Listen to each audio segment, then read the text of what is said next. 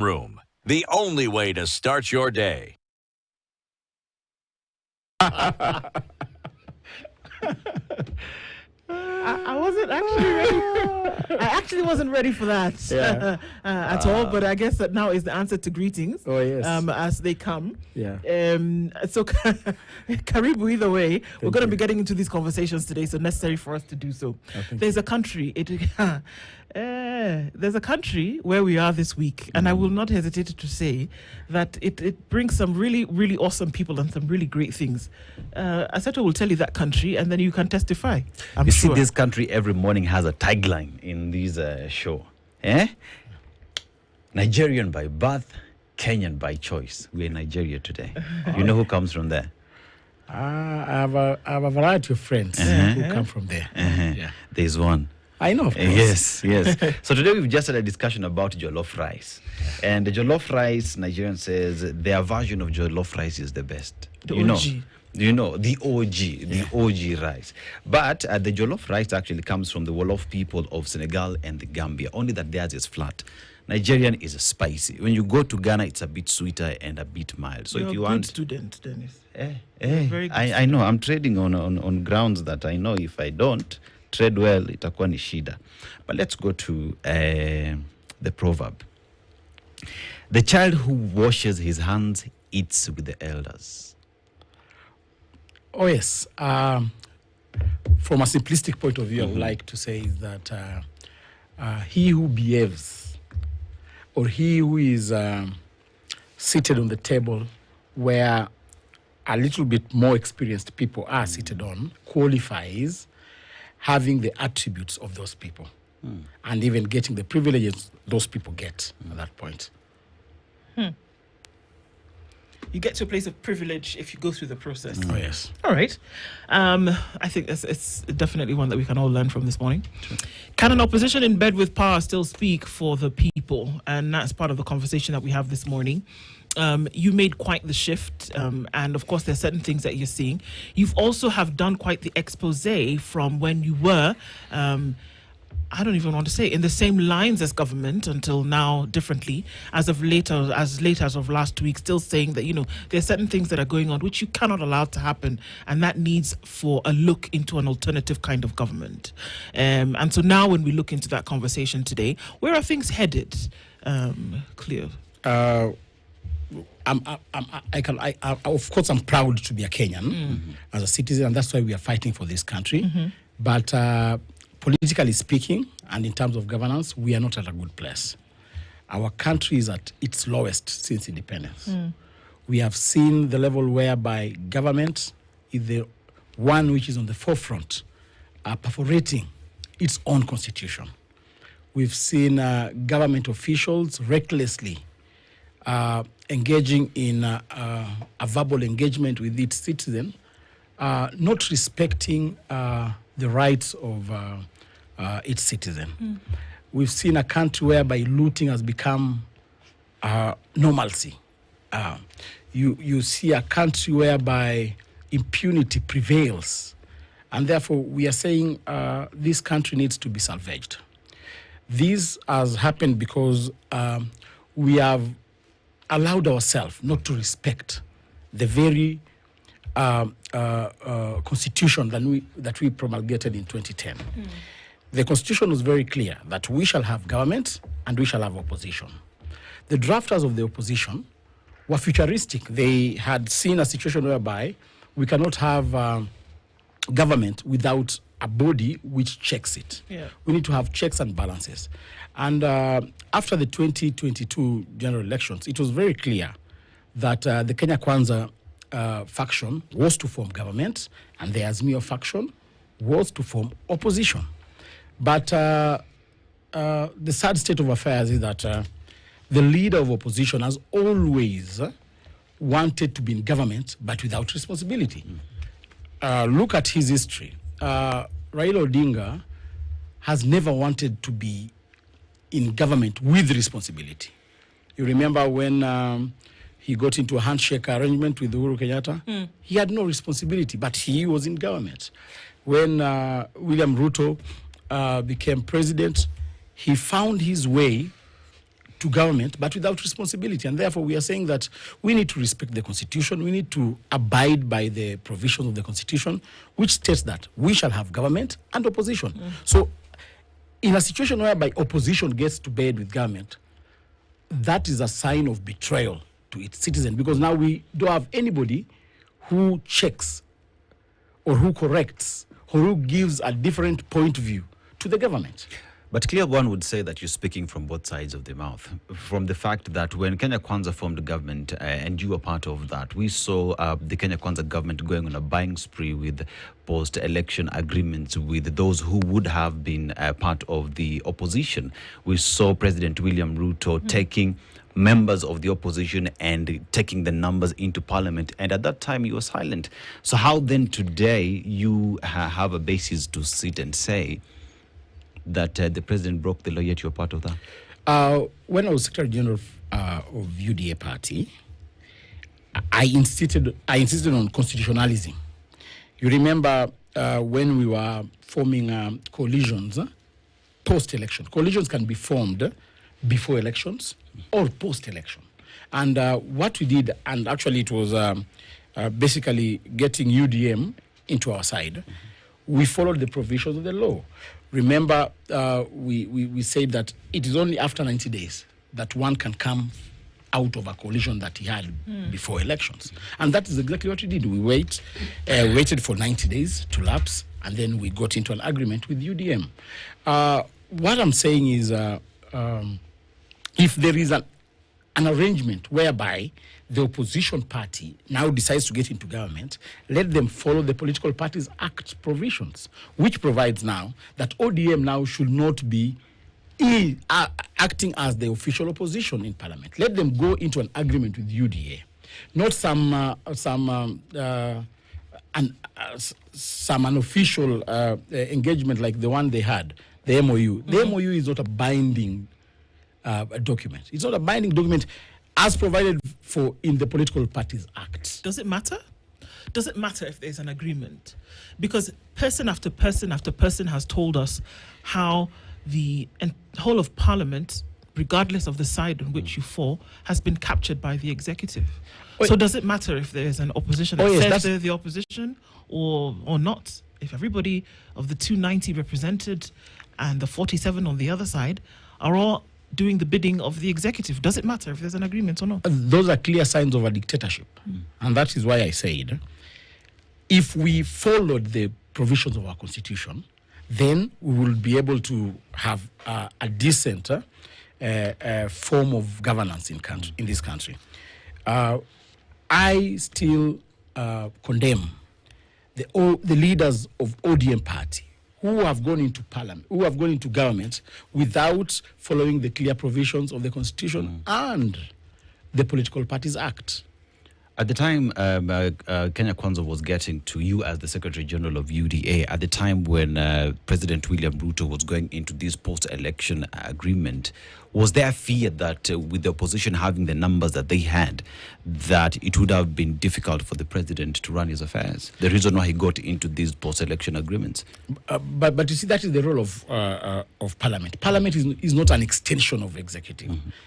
The legislative arm is supposed to check government, and therefore the president should not be at any point in worries that he cannot run government when he has no numbers in parliament. Parliament as an institution is an institution that is supposed to oversight the executive. Do you therefore agree from the word go that the opposition was majority in the National Assembly? That is arguable, and the matter has been taken to court. A decision has been made. But the same opposition which has been given the privilege of being majority has refused to take up the position. That's why I said Raila has never been keen to taking up leadership, because the courts were very clear that Azimio was the largest coalition in the House. But up to now, Junet Mohammed, having turned into a sycophant of Ruto, has refused to take up his office.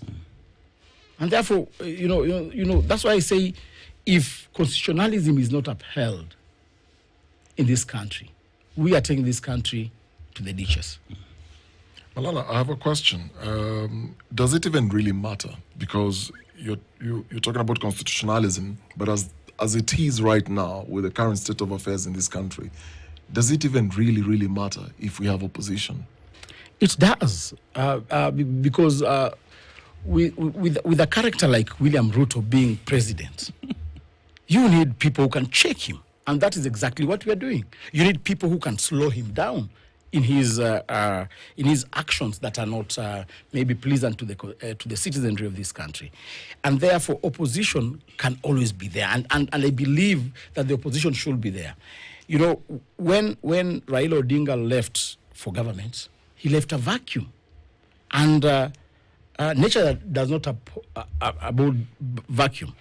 The citizens occupied that position, and that's why you see maandamanos in this country for the first time, which are leaderless, which are tribeless, because the citizens have decided to take up that role. And that's what we are saying, that power belongs to the people. And in 2027, the people are going to exercise that power through the ballot. We've had the deputy, Ruto's deputy or co-president, Raila Odinga, saying that he wants to have some... the deputy would be Kithure Kindiki. Okay, no? Kithure Kindiki and Raila Odinga came in the same way, so okay. To me they're still same characters. Huh? Raila is suggesting that we have a conversation, a national conversation. These are normal tricks. Raila has been getting into government through those conversations. You remember IPPG, you remember the National Accord, you remember the handshake, building bridges, now broad-based. You know, you get into some conversation which eventually favors him to get into government without responsibility. So what we are saying that these conversations are a waste of time. As DCP, we've categorically stated that we are not part of any conversation with people who are entertaining extrajudicial killings, with people who are entertaining corruption in this country, with people who are benefiting from leakage of public funds in the government. But Malala, when you say that, what DCP is standing for, my question, fundamentally standing for what exactly? Because what makes you different from Kenya Kwanza or Azimio? If you're talking about corruption, you're also in bed with people who have had corruption allegations. Convicted, in fact. Members of the party who are also having issues publicly, integrity issues. Give me an example. You have people in your coalition. Yeah, I want to reply specifically to the person you're addressing. Let me speak about Linturi, for example. Yeah. Linturi, the Constitution clearly provides that somebody is innocent until proven guilty. There is no specific case that has found Linturi guilty of the allegations. And therefore, I cannot want to give him judgment and say that Linturi is, not unless you tell me somebody who has been convicted and is in our party. Well, does then public perception matter? If you look at the case of Linturi with the fertilizer scandal, whether he's guilty or not, and you're right, until proven guilty. But in terms of party perception and what you're standing for to the general public and what we see in the public space where what we refer to as the Gen Z, which is now the opposition, saying that we want people of integrity, we want people of good moral standing, character, and all that. Then when you associate yourself with people who, perception-wise, carry that baggage, does it concern you?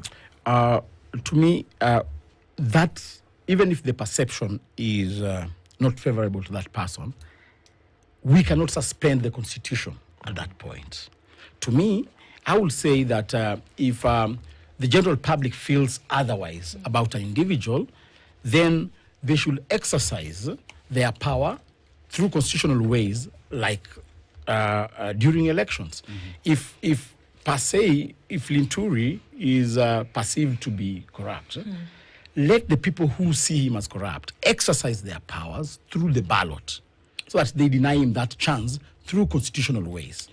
So, Cleo, how would you respond to questions being asked that your coalition that you're part of right now is part of the problem why we are here today? Case in point, you are part of the government that you're in today. Former Deputy President Rigathi Gachagua was there, Linturi was there, and this is a coalition of individuals one would say has seen Kenya find itself where we are today. If you talk about Finance Bill 2024, Rigathi Gachagua was there. You talk about Linturi fertilizer scandal and the decisions that were made in Parliament, he was there. How do you disassociate yourself from the problems where Kenya finds itself today? History cannot be edited. First of all, I want to apologize to Kenyans. We participated in bringing this bad leadership. And the same way Kenyans were conned is the same way we were conned, because we were convinced into getting into a coalition which believed in ideologies. You remember, I was the custodian of the Kenya Kwanza manifesto, and I religiously wanted that manifesto to be implemented. As the Secretary General, I had an implementation matrix, which was monitoring what promise has been implemented and what promise is pending to be implemented. You even sat in cabinet as a silent, maybe cabinet invitee. Not really a silent, as an advisor. An advisor to cabinet. A political advisor to the president on matters monitoring the promises that we had made to Kenyans. And,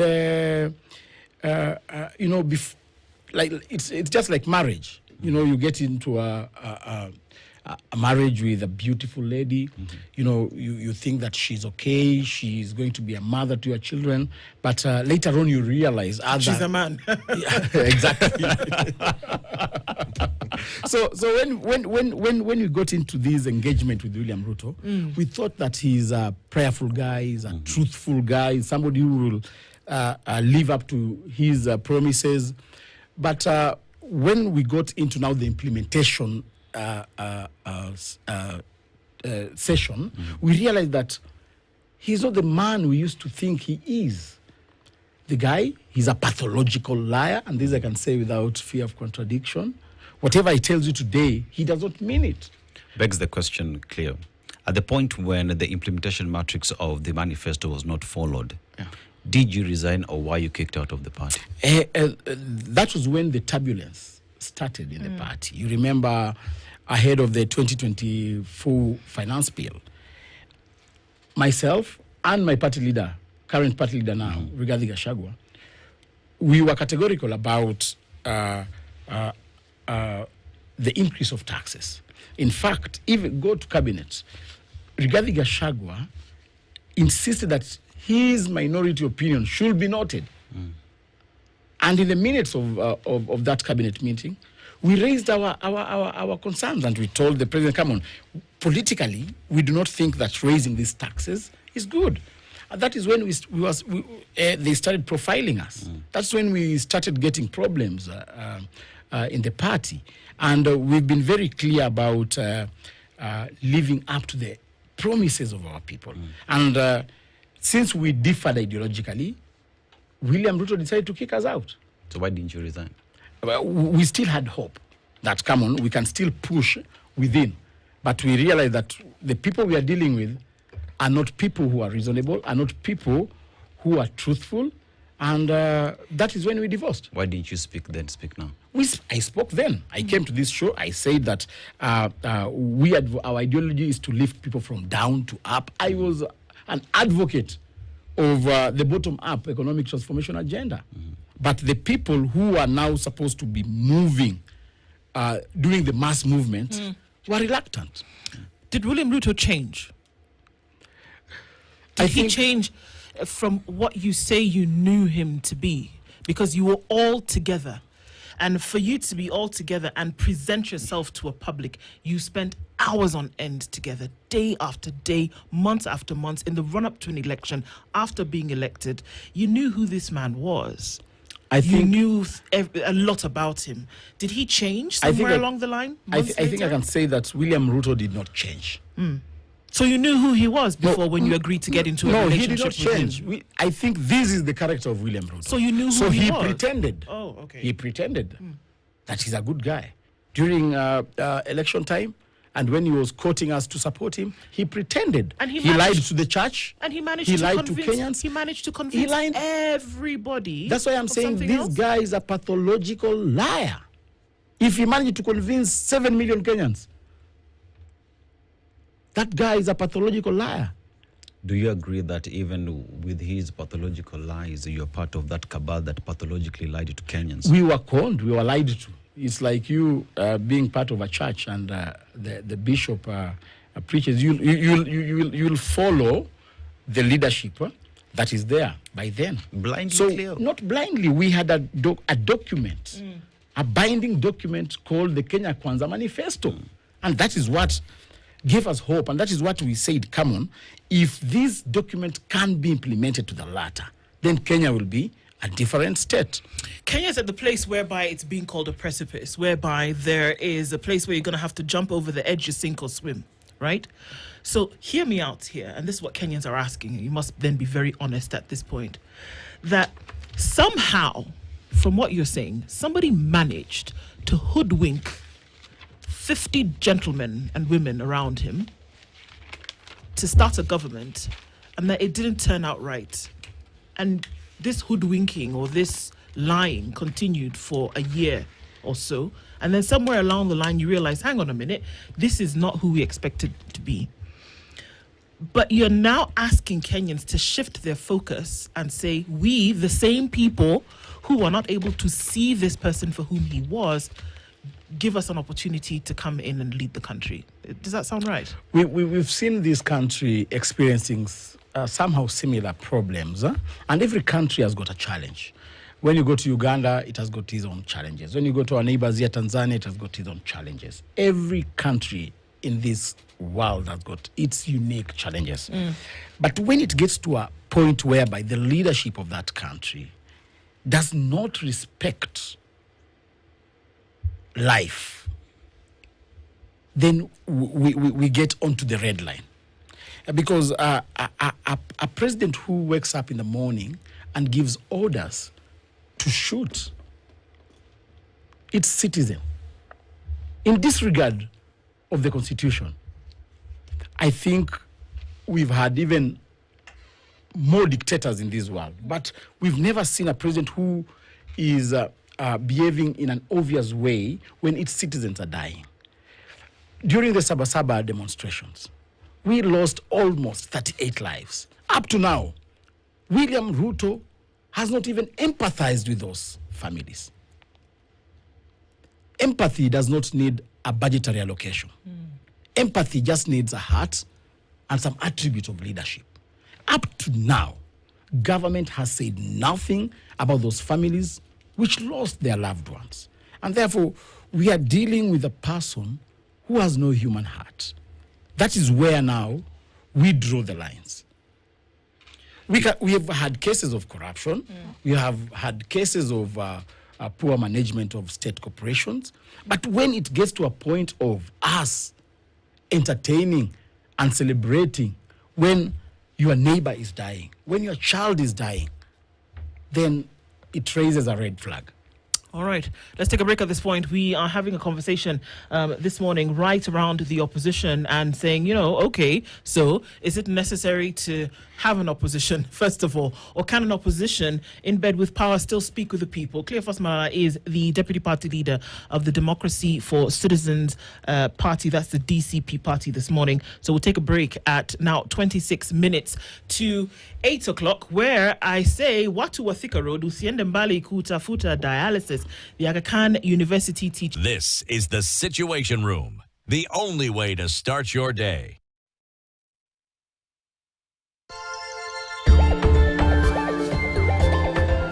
Fellow criminals, power! If you empower the masses, then all those institutions, whether they like it or not, they have to abide. How do you live having seen the pain of these mothers, the pain of the widows, and having seen all these bodies riddled with bullets, sometimes like Ojwang's body that was completely broken, You keep remembering what you saw that day, and then you have to recollect, what did this person go through? Because if you look at Ojwang's body, he had wounds, he had injuries all over. One of them just removed a gun and shot the guy at point blank range. You know, so that's the first time I saw someone being killed. Extrajudicially. Extrajudicially. These were cops, and they just started shooting, and I was like, what?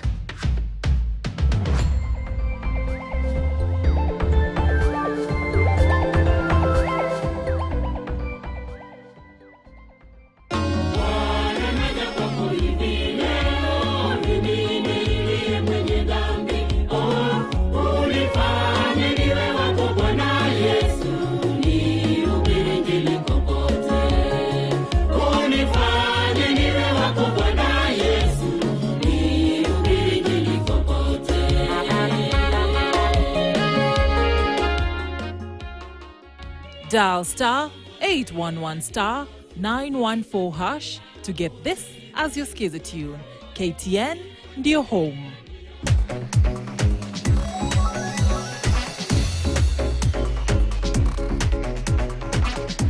I make my Tuesday count by reading the Financial Standard. It helps me make much better and smarter financial decisions.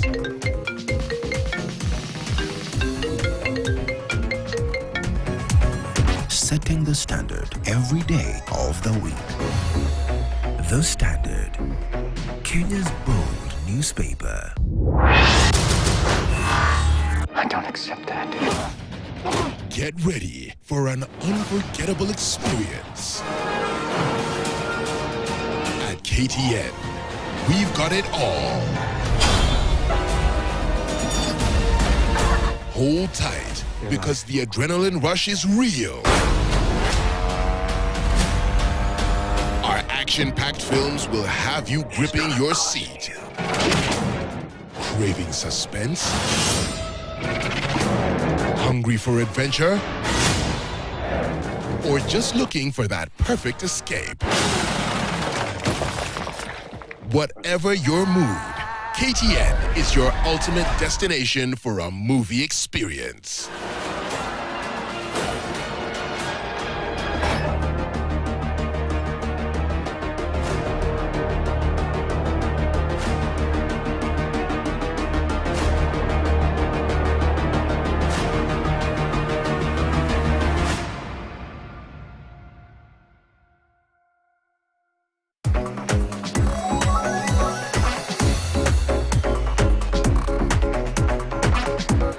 I make Monday count by reading Health and Science. It helps me eat healthy, live healthy, and stay healthy.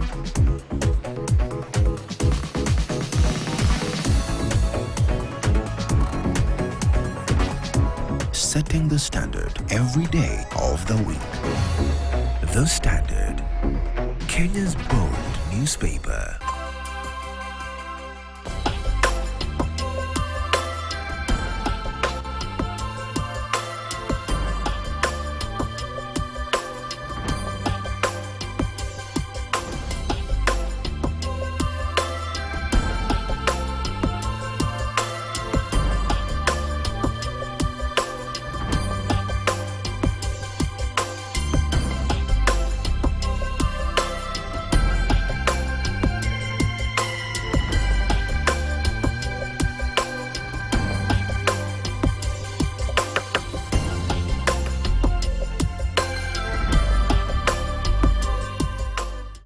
This is the Situation Room, the only way to start your day. With traffic coming off of Manyanja Road, which crosses over Outer Ring. So let's also look at Mombasa Road, which is, my goodness, the seventh circle of hell, because it is bumper to bumper and another bumper as you get past the General Motors area and you're trying to find your way through towards the city. The construction is going on. It'll be there for a couple of days. So boots up and brace yourselves because it's going to be a busy one. Let's talk. We'll keep things moving. Spice FM, KE on X, hashtag the Situation Room. Mature, intelligent talk every morning. Spice up yourself.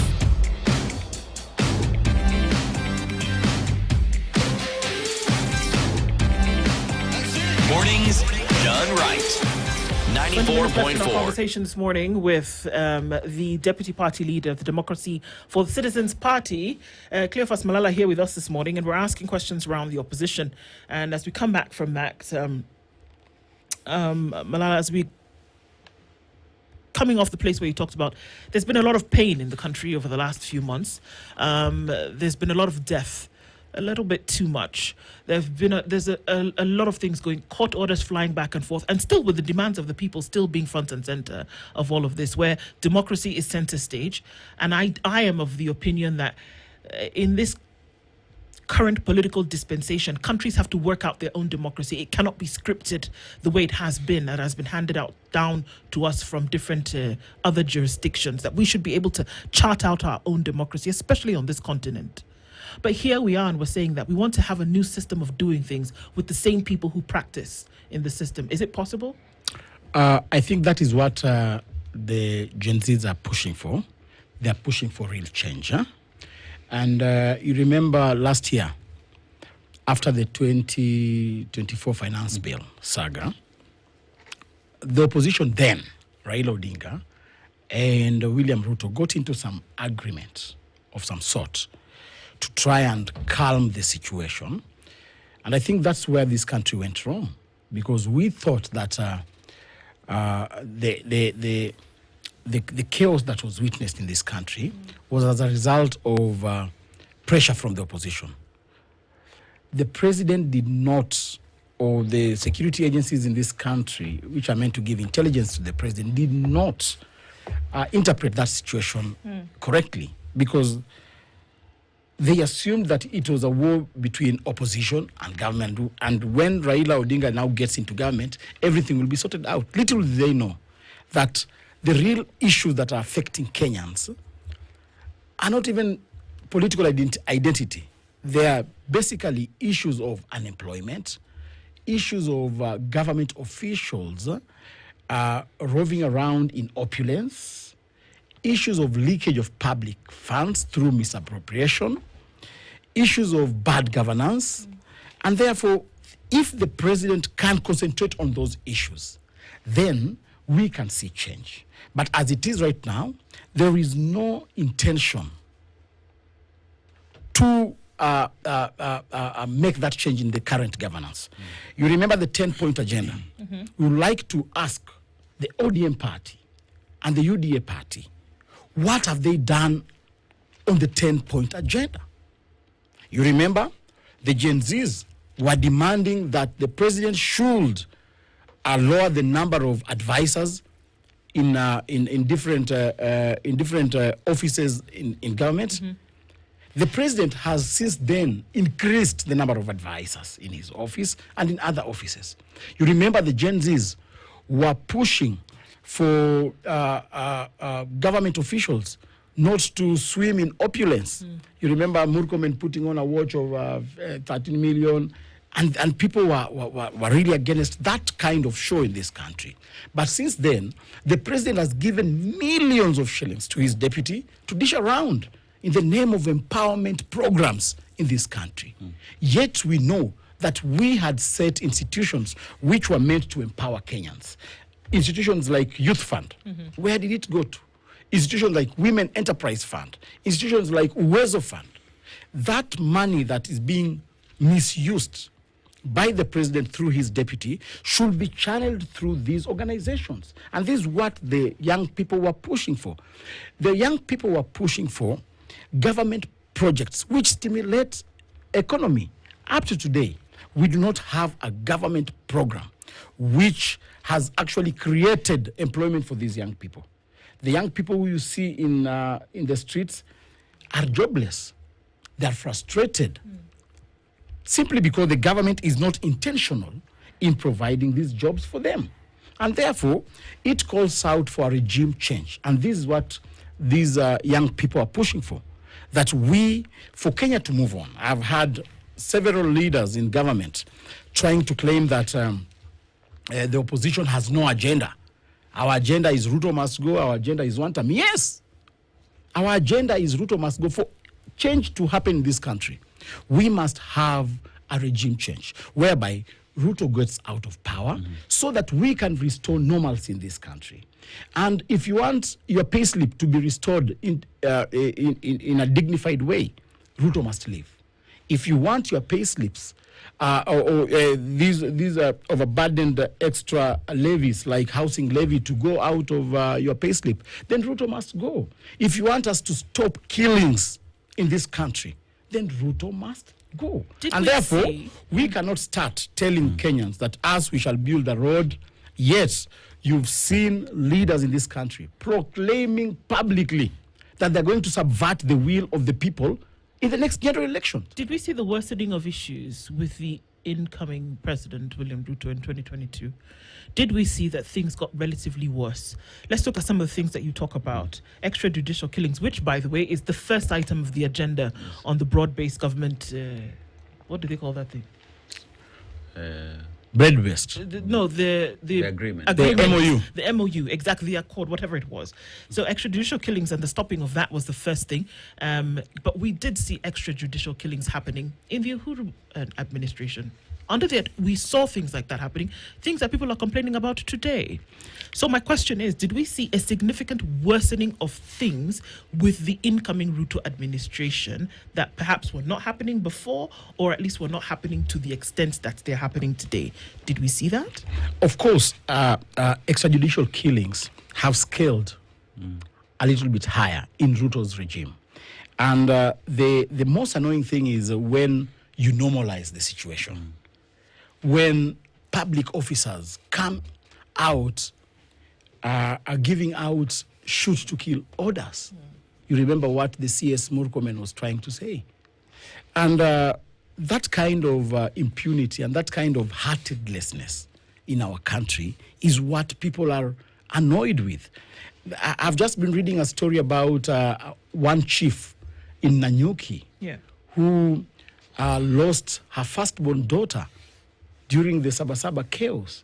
Now he's torn in between grieving his daughter and duty.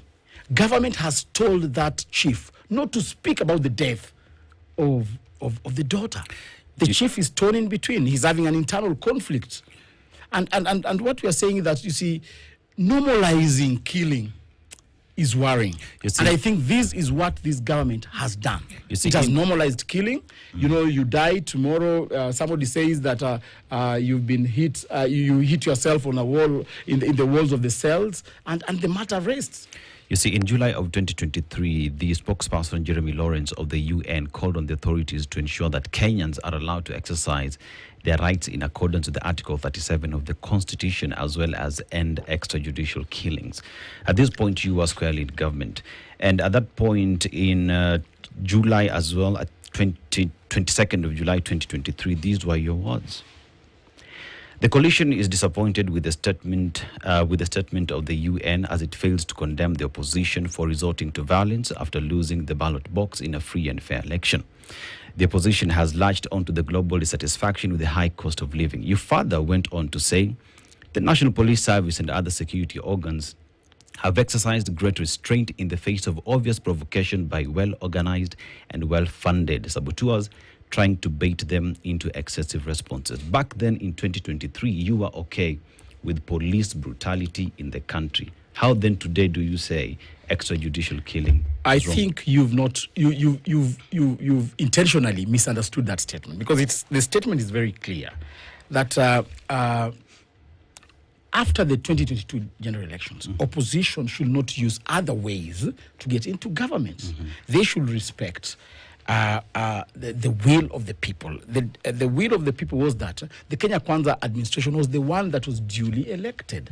And therefore, the opposition should not go on the streets and use other mechanisms to get into power. And we have said, by then, the police restrained themselves. You remember during the Unga Revolution, we did not have such numbers that we are having right now. But Kenyans were killed. I don't have the statistics as of now. Yes, but all along we have been condemning, and we have always said that taking away life from somebody is the last thing we can resort to. And whether it was in 2023, 2025, 2032, any person who takes away life from another should not be entertained. at that point in time when you were the Secretary General of the party, did you do anything as Secretary General to ensure that the police who killed innocent Kenyans who were demonstrating during the Unga Revolution are brought to justice? You know, as a Secretary General, you know the roles of a Secretary General. It's not to, the role of a Secretary General is to speak on for the party. And I spoke for the party that we cannot allow an opposition which has not been duly elected get into government through dubious ways. But you equally spoke and thanked the police, yet we know the police spokesperson is there to speak for the police. No, I thank the police for restraining themselves from killing people. Because, you know, if you read that statement, it's very clear that the police actually restrained themselves even when they were being provoked. They restrained themselves. So I don't know what changed. And I think when we started interfering with the police, this is when this kind of indiscipline has gotten into the police force. Murkomen, being the CS for Interior, his work basically is to implement the policies of that ministry, but not to give commands to police officers. We've seen the guy walking around police stations and giving police officers orders. When did the independence of the police service be interfered with a civilian? And therefore, we would like to call upon this government to ensure that they respect the structure of our constitution, whereby the police are given independence. But as it is right now, we have people seated in cabinet wanting to command around, and even others not seated in cabinet. We've seen fellas moving around and commanding police officers just because they enjoy proximity to presidency. And we are saying that we call upon the IG to ensure they exercise the independence of the police service. Malala, you've said one time, you've said this country needs a regime change. Do you see yourself and your party leader, Rigathi Gachagua, as that solution? When we advocate, and when these young people called Gen Z advocate for regime change, we also must be alive of the fact that for us to change this regime, we must engage into a political process, whereby removing William Ruto cannot be removed. He cannot be removed through hashtags. We will need a political process, and therefore, us, we are there to enable and to help and to facilitate the removal of this man through a political process. And therefore, in this place, do you see yourself? Of course. And your party leader, Rigathi, as that change? Why not? Okay. Why not? Because we've been on the forefront advocating for truth in this country. We've been on the forefront advocating for equality in this country. Myself, personally, if I speak for myself, I have done everything humanly possible to fight for humanity, to fight for fighting vices in our community, even to an extent of doing plays, educating the public on means in which we can have equal distribution of resources in this country. Remember the play I did in 2013, Shackles of Doom? It spoke about equal distribution of resources. You remember the play I did in 2018 called It Is Well. I did a play castigating police brutality. You remember the play I did this year, during the drama festival, Echoes of War. So I have gone out of my way, tried all means, tried the means, or the official means, the unofficial means, the entertainment path, to bring change in this country. And therefore, I cannot do it alone. Now that is I require you. That is you as Malala. Yes. Now, my other question is, do you fear you'll end up in the same position when you supported Ruto with your whole heart, with your whole soul, your whole mind, supported Ruto, then things changed. Now you are next to Rigathi Gachagua, who, by the way, is in the US, and he has said quite a number of things. And these things that he has said is being accused of being reckless, violent, and uncouth dictator, And Rigathi cannot accept differing views, especially from his own community. And these are the words that are coming from Kiunjuri as one of those examples, because Gachagua went all ham on some of the leaders he disagrees with within the Mount Kenya region. And he's actually telling people not to re-elect these leaders and calling them the greatest enemies of our community. And so those who are perceived not to go with Rigathi Gachagua are deemed to be greatest enemies. And yet, you are the party leader to this. Do you fear that you might end up being in the same position as you are with Ruto? You know, life is a process that we all live. You cannot project your next course of action. You know, you only have the ability to know or to control what you have at the moment. Whatever happens for in your life in future, you have no control about it. But what I believe in, those statements being by your party leader, no, by Kiunjuri, to me, I think those guys are paranoid, because my party leader is exercising his rights as a politician. He's mobilizing people around himself. He's mobilizing his community around himself. And therefore, he has all the rights to say that, come on, do not elect these people, because these people bear certain tags of leadership attributes which do not align to his school of thought. And therefore, he has no problem at all saying that do not follow Kiunjuri. In fact, it's in the way he says it, because the accusation here is that Gachagua harbors a lot of bitterness. But that is, and he seeks to revenge in a very violent style to settle these political scores for selfish gain. That is what he's being accused of. Not for self. You know, interpretation of of somebody's character is subjective. You know, I can say that she is beautiful, and maybe through your lenses, she's not beautiful, and therefore, Kiunjuri's interpretation of Rigathi's attributes is subjective. If he thinks that about Rigathi, I think otherwise about Rigathi. I see him as a truthful man, as a person who believes in equality, as a person who is fighting for social justice. And therefore, maybe if you look at him if the truth emanating from Rigathi's mouth is not pleasant to you, you will look at him as a bad person. You know, another truth that does exist with Rigathi Gachagua is he is known as the share master. And we know that when you got into government, he spoke about shareholding and how much was supposed to go where. But here you are moving and making sure that you you form government. How then are we sure that these shares he's talking about will not be a conversation moving forward? How sure are we that the 30% that was supposed to go to the Western region through Musalia Mudavadi and it will end up there, and that Kenyans will feel as if this government is theirs and not shareholding for those who voted for it? Rigathi Gachagua was simply verbalizing the Kenya Kwanza agreement. You know, the coalition agreement was deposited in the Registrar of Political Parties office. And that agreement clearly stated how the government, through political appointments, will be shared.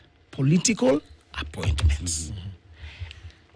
It did not say that government, through Public Service Commission, this share will be given to these people, this share will... No. He was directing his sentiments to political appointments. As I told you, forming government is a political process. We have communities which come together to form government. And therefore, they agree pre, during, and even post on how to share those positions. The formula of sharing Kenya Kwanza government was encapsulated in the Kenya Kwanza agreement. And that is what exactly Rigathi Gachagua was articulating. And therefore, do not feel bad when he articulates something that has been signed and written and deposited in the office of the Registrar of Political Parties. To me, I don't find that as offensive.